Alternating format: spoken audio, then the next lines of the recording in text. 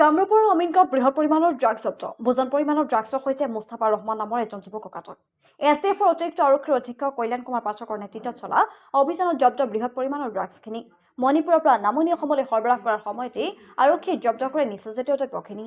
এক গোপন সূত্ৰৰ ভিত্তিতে গাড়ীখন এছটিএফ বাহিনীয়ে আমিনগাঁৱত জব্দ কৰে 20,000 ইয়াবা টেবলেট জব্দকৃত ইয়াবা টেবলেটখিনিৰ বজাৰ মূল্য প্ৰায় 6 কোটি টকা আৰক্ষীয়ে অভিযানত ড্ৰাগছ সৰবৰাহকাৰী মণিপুৰৰ মুস্তাফা ৰহমানক আটক কৰিছে অভিযুক্তজনে গ্ৰেপ্তাৰৰ পৰা হাত সাৰিবলৈ সঘনাই বাছ সলনি কৰি নিচাজাতীয় সামগ্ৰীখিনি সৰবৰাহৰ চেষ্টা কৰিছিল news x report Assam Kranti সংবাদ